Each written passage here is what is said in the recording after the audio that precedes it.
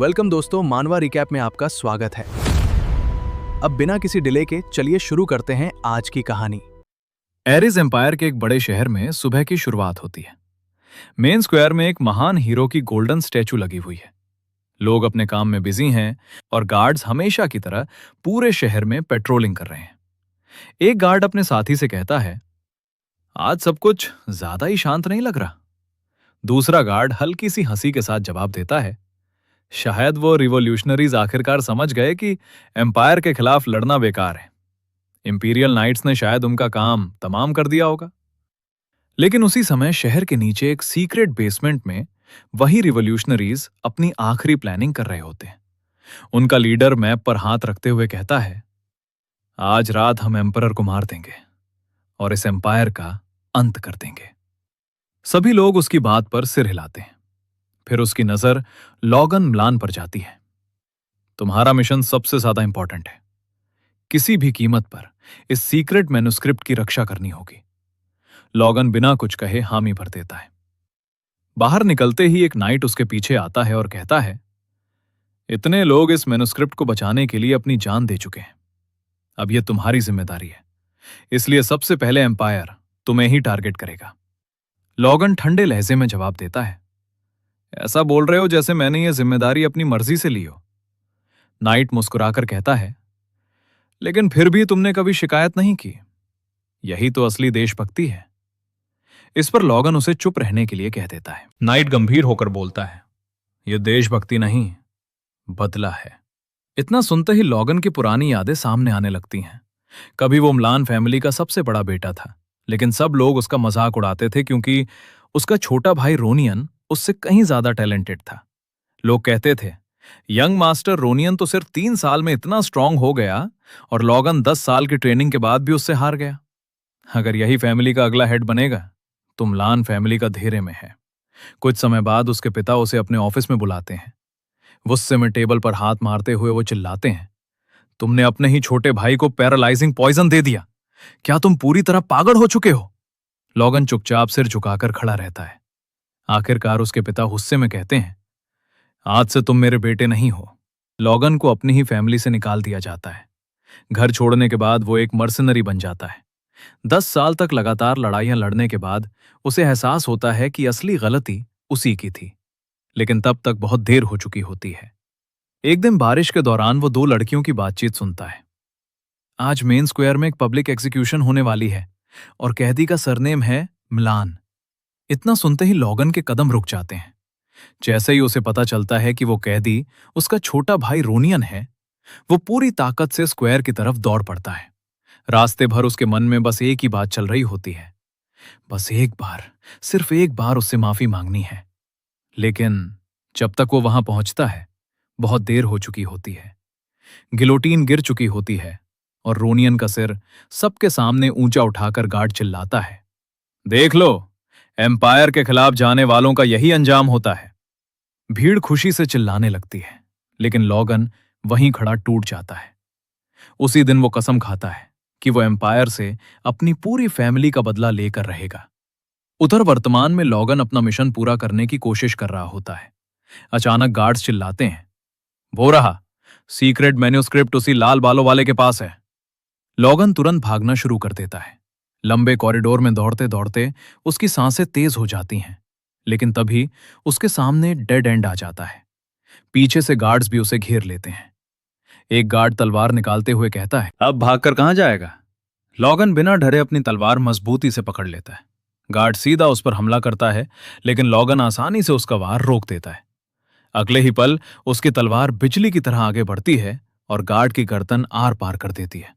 दूसरा गार्ड गुस्से में उसकी तरफ दौड़ता है, लेकिन लॉगन उसे भी एक ही वार में खत्म कर देता है। पीछे से एक और गार्ड हमला करता है। लॉगन पलटकर उस पर वार करने ही वाला होता है, लेकिन तभी वो देखता है कि चारों तरफ से दर्जनों गार्ड्स उसे घेर चुके हैं। उनका लीडर चिल्लाता है, एम्पायर का खजाना चुराने की हिम्मत कैसे हुई? तुरंत मैन्युस्क्रिप्ट हमारे हवाले कर दो। लॉगन चारों तरफ नजर घुमाता है।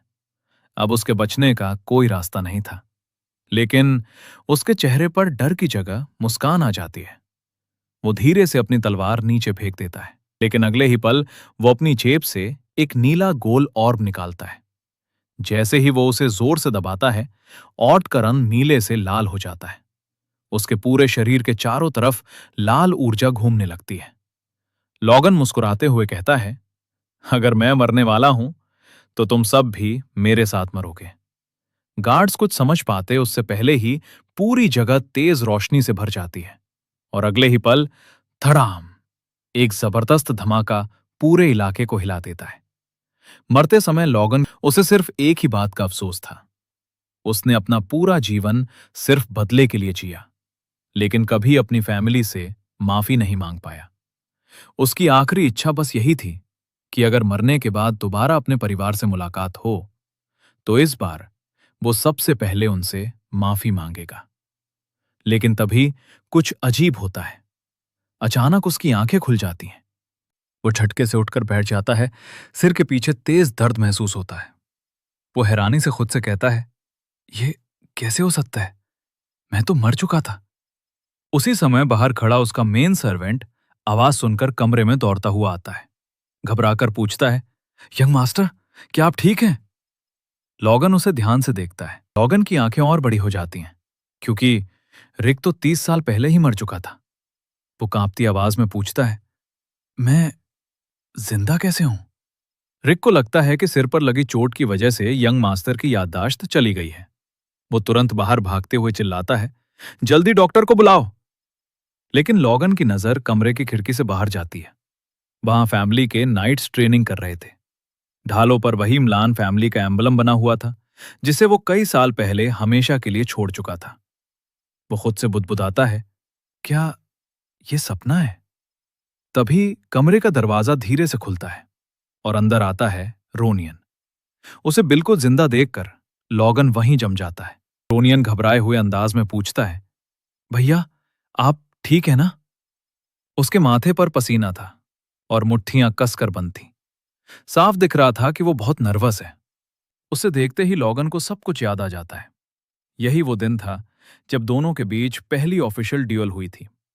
उस ड्यूअल में लॉगन बुरी तरह हार गया था। बाद में रोनियन सिर्फ उसकी तबीयत पूछने आया था, लेकिन उस समय लॉगन ने गुस्से में उसे पूरी तरह डांटकर भगा दिया था। उसने उसे बार बार ये कहकर बेइज्जत किया था, तू सिर्फ एक मिस्ट्रेस का बेटा है। फिर भी रोनियन हमेशा अपने बड़े भाई के पीछे पीछे घूमता रहता था। लेकिन उस दिन के बाद उसने हमेशा के लिए लॉगन से दूरी बना ली। ये सारी बातें याद आते ही लॉगन का दिल टूट जाता है। वो अपना सिर पकड़ लेता है। रिक तुरंत कहता है, यंग मास्टर को अभी आराम की जरूरत है। लेकिन लॉगन धीरे से मुस्कुराता है। फिर प्यार से रोनियन की तरफ हाथ बढ़ाकर कहता है, इधर आओ। रोनियन पहले थोड़ा हिचकिचाता है, धीरे धीरे उसके पास आ जाता है। रिक ये सब देखकर पूरी तरह कंफ्यूज हो जाता है। उसे समझ ही नहीं आता कि उसके मास्टर में अचानक इतना बड़ा बदलाव कैसे आ गया। वो चुपचाप कमरे से बाहर निकल जाता है। अब कमरे में सिर्फ दोनों भाई रह जाते हैं। रोनियन धीरे से सिर झुकाकर कहता है, भैया मुझे माफ कर दीजिए, मुझे और सावधान रहना चाहिए था। लॉगन तुरंत मुस्कुराकर जवाब देता है, नहीं, गलती तुम्हारी नहीं थी। कुछ पल रुककर उसकी आवाज भर्रा जाती है, अगर किसी को माफी मांगनी चाहिए तो वो मैं हूं। वो अपने दोनों हाथ रोनियन के कंधों पर रखता है और कांपती आवाज में कहता है, मुझे माफ कर दो, मैंने तुम्हारे साथ बहुत गलत किया। अगले ही पल वो अपने छोटे भाई को कसकर गले लगा लेता है। समझ ही नहीं पाता कि अचानक उसके बड़े भाई को क्या हो गया। वो धीरे से पूछता है, भैया आप रो क्यों रहे हैं? लेकिन लॉगन कुछ नहीं बोलता। कुछ ही देर में रोनियन भी रोने लगता है। कई सालों की दूरियां एक ही पल में पिघलने लगती हैं। कुछ देर बाद रोनियन मुस्कुराते हुए कमरे से बाहर निकलता है। लॉगन भी हल्की मुस्कान के साथ उसे विदा करता है। दरवाजा बंद होते ही वो खिड़की की तरफ देखता है। अगर यह सपना नहीं है, अगर वो सच में 30 साल पीछे आ चुका है, तो इस बार वो अपनी पूरी किस्मत बदल देगा। इसी दौरान एक मेड घबराते हुए कमरे में आती है। वो झुककर कहती है, यंग मास्टर, मुझसे गलती हो गई। लॉगन हैरानी से पूछता है, किस बात की? तभी रिक भी भागते हुए अंदर आता है। वो जल्दी से साउंड आता है, मारिया गलती से आपके कमरे में आ गई थी, मैं उसे बताना भूल गया था। कोई बात नहीं, तुम दोनों ने कुछ भी गलत नहीं किया। लॉगन कहता है, मेरे लिए एक पेन और पेपर लेकर आओ। इतना सुनते ही रिक के दिमाग में फिर से अजीब अजीब ख्याल आने लगते हैं। घबराकर वो पूछता है, आप उसका क्या करने वाले हैं? लॉगन गहरी सांस लेकर कहता है, बस जो कहा है वही करो। थोड़ी देर बाद रिक पेन और पेपर लेकर आता है। लॉगन पहली बार उसे देखकर कहता है, थैंक यू रिक। ये सुनते ही रिक पूरी तरह शॉक हो जाता है। वो सोचने लगता है, यंग मास्टर ने मुझे थैंक यू कहा। उसे यकीन ही नहीं होता कि ये वही इंसान है। आखिरकार सबके जाने के बाद लॉगन अकेला बैठ जाता है। वो तुरंत भविष्य की सारी घटनाएं लिखना शुरू कर देता है। 10 साल बाद होने वाली एम्पायर की विनाशकारी जंग, जिसमें उसकी फैमिली और पूरा किंगडम बर्बाद हो जाएगा, उसे हर हाल में रोकना है। लेकिन उससे पहले सिर्फ 1 साल बाद एक वैसल वॉर शुरू होने वाली है। यही वो लड़ाई होगी जो म्लान फैमिली के पतन की शुरुआत बनेगी। लॉगन अपनी मुट्ठी कस लेता है। अगर मुझे सब कुछ बदलना है तो सबसे पहले मुझे पिताजी का भरोसा जीतना होगा। लॉगन तुरंत अपने पिता पैट्रिक मलान से मिलने निकल पड़ता है। जैसे ही वो हवेली के अंदर चलता है, सारे सर्वेंट्स उसे देखते ही रास्ता बदलने लगते हैं। कोई उसकी आंखों में देखने की हिम्मत भी नहीं करता। उसी दौरान एक मेड के हाथ से कपड़ों की टोकरी गिर जाती है और वो सीधे लॉगन के सामने गिर पड़ती है। बेचारी डर के मारे कांपने लगती है। लेकिन इस बार लॉगन शांत होकर अपना हाथ उसकी तरफ बढ़ाता है। मेड हैरानी से उसका हाथ पकड़कर उठती है। वो मुस्कुराकर थैंक यू कहती है। लेकिन जैसे ही लॉगन भी मुस्कुराता है, वो डर के मारे फिर चीख पड़ती है। घुटनों के बल बैठकर कहती है, यंग मास्टर, मुझसे गलती हो गई, प्लीज मुझे माफ कर दीजिए। लॉगन पूरी तरह कंफ्यूज हो जाता है। वो सोचने लगता है मेरे अचानक बदलने पर किसी को भरोसा नहीं हो रहा। फिर उसकी नजर पास लगे शीशे पर पड़ती है। वो खुद को देखकर हल्का सा मुस्कुराता है और मन ही मन सोचता है, या फिर क्या सच में मेरी स्माइल इतनी डरावनी है? कुछ देर बाद वो अपने पिता के ऑफिस के बाहर पहुंच जाता है। दरवाजे पर खड़ा सर्वेंट अंदर जाकर कहता है, my Lord, first young master आपसे मिलना चाहते हैं। उधर लॉगन के मन में पुरानी यादें चल रही थीं। पिछली जिंदगी में वो हमेशा अपने पिता से नफरत करता रहा। उसे लगता था कि उसके पिता ने उसे आसानी से घर से निकाल दिया, कभी उसकी परवाह भी नहीं की। गहरी सांस लेकर कमरे के अंदर जाता है। फादर, मैं लॉगन हूं। पैट्रिक उसकी तरफ देखते हैं। वो सिर्फ इतना कहते हैं, तुम पहले से बेहतर लग रहे हो। बताओ, किस काम से आए हो? वो सीधे मुद्दे पर आता है। मैं फैमिली सेमेट्री के पास 3 महीने की प्राइवेट ट्रेनिंग करना चाहता हूं। ये सुनकर पैट्रिक थोड़ा हैरान होते हैं। उधर लॉगन के दिमाग में पहले से पूरा प्लान तैयार था। उसे पता था 1 साल बाद वैसल वॉर शुरू होगी। अगर उसे अपनी फैमिली बचानी है तो उसे अभी से खुद को पहले से कहीं ज्यादा स्ट्रांग बनाना होगा। लेकिन सिर्फ ताकत काफी नहीं थी, उसे बहुत सारे पैसों की भी जरूरत पड़ेगी, क्योंकि मलान फैमिली पूरे एम्पायर में गरीब नोबल फैमिली के नाम से जानी जाती थी। खुशकिस्मती से उसे भविष्य की एक ऐसी घटना याद थी जो सिर्फ 3 महीने बाद होने वाली थी। अगर सब कुछ सही रहा तो वो एक ही बार में पूरे साल के फैमिली बजट जितना पैसा हासिल कर सकता था। लेकिन उससे पहले उसे खुद को इतना स्ट्रांग बनाना होगा कि कोई उसकी बात को हल्के में ना ले। पैट्रिक अचानक पूछते हैं, क्या अपने छोटे भाई से हारने के बाद तुम भागना चाहते हो? लॉगन तुरंत से रिलाता है, नहीं, अब मुझे समझ आ गया है कि मैं कितना पीछे रह गया हूं। मैं बदलना चाहता हूं। लेकिन पैट्रिक अभी भी उसकी बात पर भरोसा नहीं करते। वो ठंडी आवाज में कहते हैं, तुम्हारी सबसे बड़ी समस्या हमेशा तुम्हारी जिद रही है। लॉगन शांत होकर जवाब देता है, सिर्फ जिद नहीं, मेरा व्यवहार भी। मैं हमेशा अपनी गलतियों की जगह दूसरों को दोष देता रहा। यह ट्रेनिंग सिर्फ तलवार चलाने के लिए नहीं, खुद को बदलने के लिए भी है। पहली बार पैट्रिक को अपने बेटे की बातें बनावटी नहीं लगती। वो पूछते हैं, कितने समय की ट्रेनिंग? 3 महीने। क्या 3 महीने में तुम रोनियन को हरा दोगे? लॉगन हल्की मुस्कान के साथ जवाब देता है, मेरा लक्ष्य उसे हराना नहीं है, मैं सिर्फ इन 3 महीनों का पूरा फायदा उठाना चाहता हूं। यह सुनकर कई दिनों बाद पहली बार पैट्रिक के चेहरे पर हल्की सी मुस्कान आती है। लगता है तुम सच में थोड़ा बदल गए हो। ठीक है, मैं तुम्हें अनुमति देता हूं। लॉगन झुककर उनका धन्यवाद करता है। जैसे ही वो बाहर निकलने लगता है, पैट्रिक की आवाज आती है, अभी स्प्रिंग शुरू हुई है, लेकिन जमीन अभी भी बहुत ठंडी है। सोते समय अपना ध्यान रखना, बीमार मत पड़ जाना। लॉगन कुछ पल के लिए रुक जाता है। लॉगन मुस्कुराकर कहता है, जी फादर। कुछ ही दिनों बाद लॉगन फैमिली सेमेट्री के पास बने अपने प्राइवेट ट्रेनिंग ग्राउंड पर पहुंचता है। वो अपना बैग नीचे रखता है। यहां सिर्फ डायरेक्ट फैमिली मेंबर्स को आने की इजाजत थी, मतलब कोई भी उसकी ट्रेनिंग में बाधा नहीं डाल सकता था। और सबसे बड़ी बात, वो अपनी असली ट्रेनिंग मेथड किसी को दिखाना भी नहीं चाहता था। वो अपने बैग से एक पुरानी किताब निकालता है और उसे देखते ही उसके चेहरे पर हल्की मुस्कान आ जाती है। यही थी डिवाइन स्वॉर्ड की सीक्रेट मैन्युस्क्रिप्ट। पिछली जिंदगी में उसने इस पूरी किताब को याद कर लिया था और बाद में इसे जला दिया था, ताकि ये कभी एम्पायर के हाथ न लगे। किताब के कवर पर बना गोल्डन फाल्कन साफ दिखाई दे रहा था।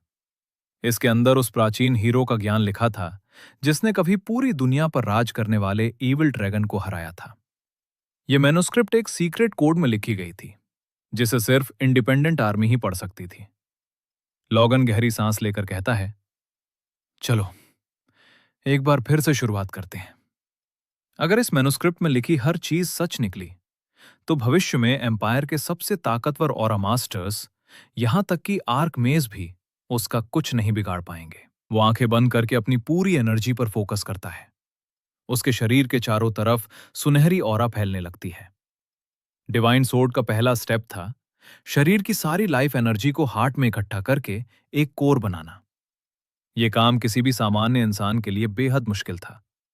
पिछली जिंदगी में लॉगन इसी स्टेज पर कई बार फेल हो चुका था, लेकिन अब उसे महसूस हो रहा था कि उसका शरीर पहले से बिल्कुल अलग है। उसे यकीन था इस बार 3 दिन और 3 रात लगातार मेहनत करने के बाद वो अपना पहला कोर बना लेगा। वो तुरंत आंखें खोल देता है। क्या? इतनी जल्दी? उसके सीने के बीचों बीच एक चमकता हुआ एनर्जी क्लस्टर दिखाई देता है, जो धीरे धीरे उसके हार्ट में समा जाता है। लॉगन पूरी तरह हैरान रह जाता है। उसके चेहरे पर खुशी साफ दिखाई दे रही थी। वो तुरंत अपनी तलवार उठाता है। अब समय था डिवाइन स्वॉर्ड की ताकत को टेस्ट करने का। हवेली लौटता है। वो एक गहरी सांस लेता है, पैर जमीन पर जमाता है और हल्का सा स्विंग करता है। अगले ही पल सामने पड़ा बड़ा पत्थर एक ही बार में 2 हिस्सों में पड़ जाता है। माफ कीजिए, लॉगन खुद अपनी ताकत बिना देखकर पहले दंग से रह जाता अनुमति है। लिए कोई भी उसे लॉर्ड से महसूस नहीं हो मिल रहा सकता। था जैसे उसका लॉगन पूरा कोने शरीर से कोड कर तलवार कहता है, चलाने के लिए दोबारा 3 बनाया महीने गया हो। पहले तो मैं बिना किसी उसे आज परेशानी भी के उनसे समझ मिला नहीं था। आ रहा था कि उसका कोर नाइट इतनी हल्की जल्दी मुस्कान कैसे के बन साथ गया। जवाब देता है। लेकिन एक बात तय थी, उस दिन गार्ड ने अगर अपनी यही ड्यूटी स्पीड रही ठीक से नहीं निभाई तो 3 होगी। महीने बाद वो पहले लॉगन से को ये कई बात गुना कुछ अजीब ज्यादा लगती है, ताकतवर होगा। क्योंकि पिछली जिंदगी इसके बाद में वो ऐसा बिना कभी समय नहीं हुआ बर्बाद था। किए रोज सुबह से तभी रात तक उसकी ट्रेनिंग में तेज जुट हो जाता चुकी है। सुनने की शक्ति दिन बीतते जाते आसपास की हैं आवाजें और पकड़ लेती है। आखिरकार 3 महीने कुछ पूरे गार्ड्स हो जाते आपस हैं। में बातें कर रहे थे। आज उसकी ट्रेनिंग का एक हंसते आखिरी हुए दिन था। कहता है, उसके देखा, सामने एक विशाल पेड़ खड़ा यही था। है हमारा फर्स्ट यंग आज मास्टर। वो डिवाइन अपने स्वॉर्ड छोटे की भाई से सबसे हार कर खतरनाक 3 टेक्निक महीने को तक आजमाने छिपा वाला रहा। था। दूसरा स्पेस मजाक टाइम उड़ाते हुए स्लैश। बोलता है, लॉगन सच अपनी कहूं तो ये तलवार पूरा दोनों डरपोक हाथों है। से पकड़ता है। इसके जैसा उसके इंसान पूरे कभी शरीर फैमिली का पर हेड नहीं बन सकता। गोल्डन ऑरा फैल जाती है। ये सारी वो मनी बातें मन लॉगन कहता है, साफ साफ सुन लेता है। एक 1 स्टार 3 कोर महीने से की मेहनत के मुझे ये बावजूद टेक्निक अपनी जरूर ही करनी फैमिली के नाइट्स उसका मजाक अगले उड़ा ही रहे पल थे। वो पूरी ताकत उधर से गेट पर तलवार को खड़ा नाइट चलाता फिर है। कहता है, स्वाश। अगली बार एक पहले विशाल अनुमति लेकर स्लैशिंग आइएगा। वेव हवा को चीरते हुए आगे लॉगन बढ़ती है। गहरी सांस लेता है। जैसे वो ही जानता पेड़ था से कि टकराती धीरे है, धीरे अपनी पूरा इमेज इलाका बदलनी पड़ेगी। जोरदार वो धमाके धीरे से से अपने गूंज उठता दस्ताने है। उतारता है लॉगन वहीं और जमीन नाइट पर की बैठ तरफ जाता बढ़ाता है। उसकी सारी तुम्हारा नाम? ताकत खत्म हो चुकी थी। नाइट जवाब लेकिन देता उसके है, चेहरे पर खुशी सर डोमिनियन। साफ दिखाई दे रही थी। लॉगन सिर हिलाता वो है, जोर से फिर हंसता बिल्कुल है। शांत आवाज में कहता है, मेरी उम्मीद से तुमने फैमिली लॉ का बहाना बनाकर मुझे मेरे पिता से मिलने से रोका और सबके सामने मेरा अपमान भी किया। इतना कहकर वो अपने दस्ताने सीधे डोमिनियन के चेहरे पर फेंक देता है। मैं तुम्हें ऑफिशियल ड्यूल के लिए चैलेंज करता हूं। आसपास खड़े सभी गार्ड्स एकदम सन्न रह जाते हैं। क्या? यंग मास्टर ने सर डोमिनियन को ड्यूल के लिए चैलेंज कर दिया? लॉगन हल्की मुस्कान के साथ पूछता है, क्या हुआ, डर गए? ये सुनते ही डोमिनियन का चेहरा गुस्से से लाल हो जाता है। कुछ देर पहले तक वो खुद लॉगन को डरपोक कह रहा था। अब अगर वो पीछे हटता तो पूरी फैमिली के सामने उसकी ही बेइज्जती होती। वो गुस्से में दस्ताने उठाता है। मैं ड्यूल स्वीकार करता हूं। कुछ ही देर बाद दोनों ट्रेनिंग ग्राउंड पहुंच जाते हैं। आसपास लगभग सभी नाइट्स और सर्वेंट्स इकट्ठा हो जाते हैं। सबको पूरा यकीन था कि आज लॉगन की बुरी तरह हार होने वाली है। एक गार्ड हंसते हुए कहता है, मैं 50 गोल्ड की शर्त लगाता हूं, यंग मास्टर 10 मिनट भी नहीं टिक पाएंगे। लॉगन ये सारी बातें सुन रहा था, लेकिन उसके चेहरे पर जरा भी गुस्सा नहीं था। उधर रिक घबरा कर पसीना पसीना हो रहा था। वो मन ही मन सोच रहा था, हे भगवान, अगर यंग मास्टर को कुछ हो गया तो। रेफरी दोनों को लकड़ी की तलवारें देता है, फिर ऊंची आवाज में घोषणा करता है, ऑफिशियल ड्यूल शुरू होता है। दोनों एक दूसरे से दूरी बनाकर खड़े हो जाते हैं। डोमिनियन बिना समय गवाए अपने पूरे शरीर पर ऑरा फैला देता है। उसे देखकर कई गार्ड्स भी चौंक जाते हैं। क्या वो शुरुआत से ही ऑरा इस्तेमाल करेगा? दूसरा नाइट हंसते हुए कहता है, लगता है वो यंग मास्टर को बिल्कुल भी मौका नहीं देना चाहता। उधर डोमिनियन पूरी ताकत से लॉगन की तरफ दौड़ पड़ता है। उसके मन में सिर्फ एक ही ख्याल था, वैसे भी मैं जल्द रिटायर होने वाला हूं, तो क्यों ना अपनी सीक्रेट टेक्निक से इसी लड़के को हमेशा के लिए सबक सिखा दूं। वो हवा में छलांग लगाकर तलवार सिर के ऊपर उठा लेता है, लेकिन लॉगन अपनी जगह से बिल्कुल भी प्लेस भी नहीं हिलता। उसके चेहरे पर वही शांत मुस्कान बनी रहती है।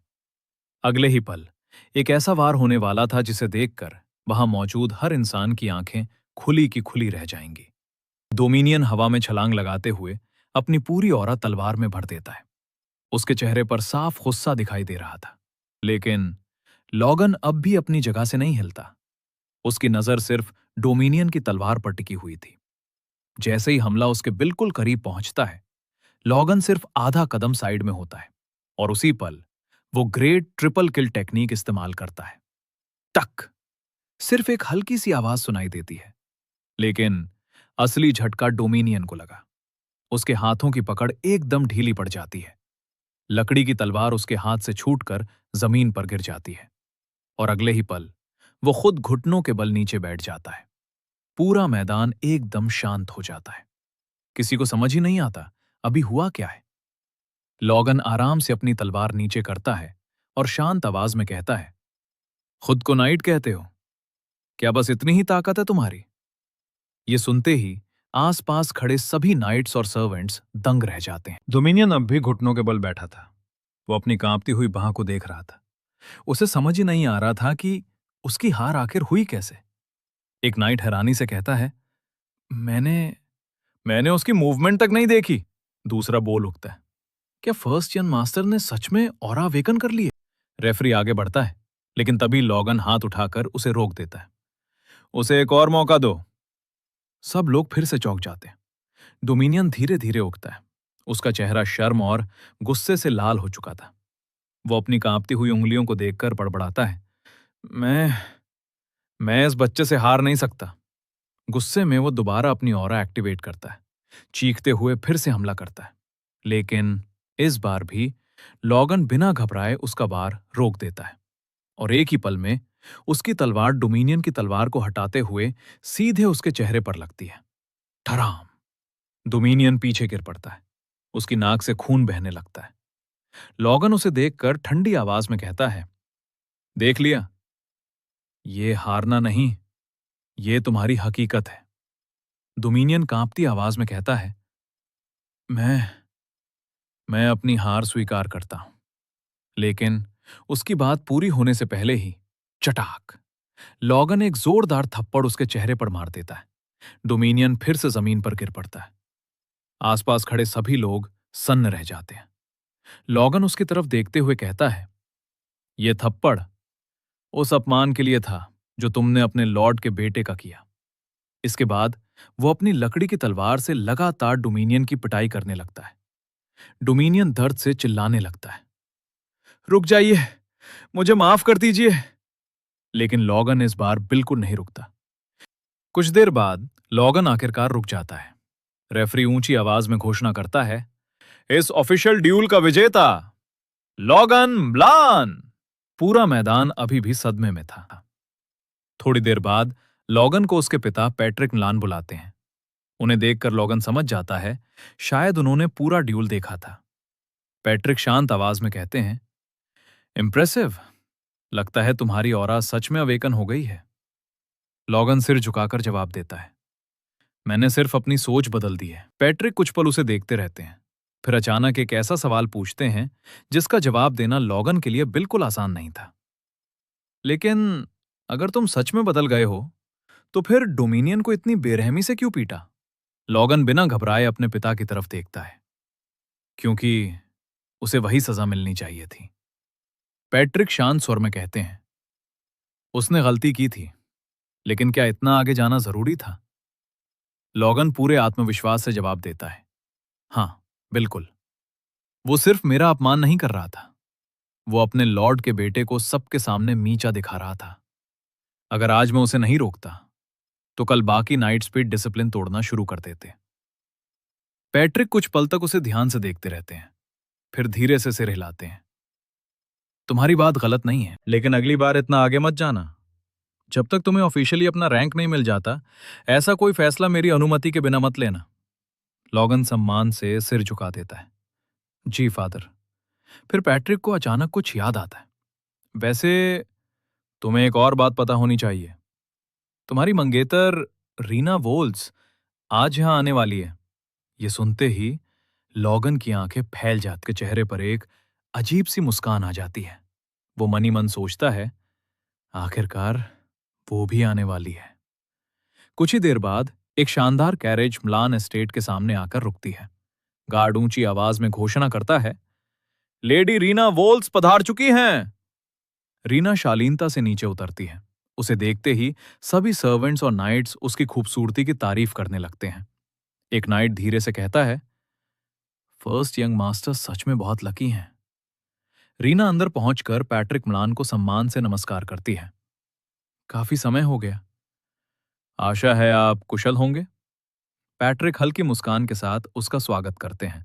इसके बाद रीना अपने साथ लाई हुई एक स्क्रॉल निकालती है। मैं काउंट कैरन बोल्स का संदेश लेकर आई हूं। वो चिट्ठी पढ़ना शुरू करती है। शुरुआत में हमेशा की तरह लंबी लंबी औपचारिक बातें थीं। करीब आधा घंटा बीत जाता है, यहां तक कि नाइट्स भी बोर होने लगते हैं।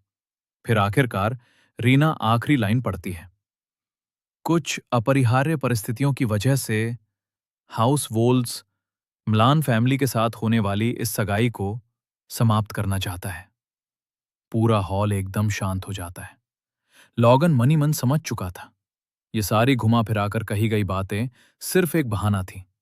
असल वजह कुछ और थी। वो सोचता है, उन्हें लगता है कि फादर कभी औरा मास्टर नहीं बन पाएंगे और मैं भी उनके लायक नहीं हूं, इसलिए वो अब ये रिश्ता तोड़ना चाहते हैं। अचानक पैट्रिक का चेहरा गुस्से से लाल हो जाता है। वो गरजते हुए कहते हैं, बिना किसी ठोस वजह के सगाई तोड़कर क्या हाउस वॉल्स हमारा अपमान करना चाहता है? हॉल का माहौल भारी हो जाता है, लेकिन रीना शांत रहती है। उसकी आंखों में आंसू आ जाते हैं। वो धीरे से कहती है, ऐसा बिल्कुल नहीं है। मैं खुद यहां इसलिए आई हूं ताकि कोई गलतफहमी ना रहे। बचपन में मैंने इस एस्टेट में जो समय बिताया वो मेरी सबसे प्यारी यादों में से है। मैं खुद भी ये रिश्ता टूटते नहीं देखना चाहती थी, लेकिन मुझे अपने परिवार के फैसले का पालन करना होगा। उसकी बातें सुनकर कई मेड्स की आंखें भी भर आती हैं, लेकिन तभी रोनियन की मां मैरियन साइरोस आगे आती हैं। वो सख्त आवाज में पूछती हैं, अगर वजह नहीं पता तो सगाई तोड़ने आई किस आधार पर हो? रीना सिर झुका लेती है, मुझे सच में कारण नहीं बताया गया। हमारे घर में ऐसे फैसलों पर मेरी राय नहीं ली जाती। मारियन फिर पूछती हैं, मतलब तुम खुद वजह जाने बिना ये रिश्ता तोड़ने चली आई? रीना घबराकर कहती है, इसके बदले हमारा परिवार मुआवजे के तौर पर 3 मिलियन गोल्ड देने को तैयार है।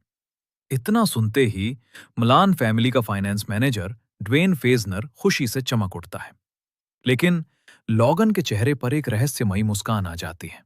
लेकिन तभी धड़ाम, पैट्रिक की गुस्से भरी आवाज पूरे एस्टेट में गूंज उठती है, हमारी इज्जत की कीमत सिर्फ 3 मिलियन गोल्ड? उनके शरीर से निकलता दबाव देखकर रीना तक डर जाती है। उसके साथ आया नाइट रॉकफोर्ड तुरंत उसके सामने खड़ा हो जाता है। पैट्रिक उसे घूरते हुए कहते हैं, अगर हाउस वोल्स ने हमारी बेइज्जती की है तो क्या उनके सबसे होनहार नाइट को घायल कर देना बराबरी का सौदा नहीं होगा? यह सुनते ही पूरे हॉल की सांसें थम जाती हैं, लेकिन कुछ पल बाद पैट्रिक खुद को शांत करते हैं। तुम मेहमान हो और मलान फैमिली अपने मेहमानों का अपमान नहीं करती। फिर वो साफ शब्दों में कहते हैं, हमें तुम्हारे 3 मिलियन गोल्ड नहीं चाहिए। अगर माफी मांगनी है तो सिर्फ एक इंसान से मांगो, मेरे बेटे लॉगन मलान से। पूरा हॉल फिर से सन्न रह जाता है। सभी को लगता है कि बात यहीं खत्म हो गई। लेकिन तभी लॉगन धीरे धीरे अपना हाथ उठाता है। वो अपने पिता की तरफ देखकर कहता है, फादर, इस टूटी हुई सगाई के बदले मेरी भी एक छोटी सी रिक्वेस्ट है। और उसकी ये रिक्वेस्ट सिर्फ इस सगाई ही नहीं बल्कि दोनों फैमिलीज की किस्मत बदलने वाली थी। लेकिन आपको क्या लगता है, लॉगन आखिर ऐसी कौन सी रिक्वेस्ट करने वाला है जिससे सब लोग हैरान रह जाएंगे? अपनी थ्योरी कमेंट में जरूर बताइए। ये जानेंगे अगले पार्ट में। वीडियो अच्छी लगी हो तो लाइक कर देना, अपने दोस्तों के साथ शेयर करना और चैनल को सब्सक्राइब करना बिल्कुल मत भूलना। मिलते हैं अगले एपिसोड में।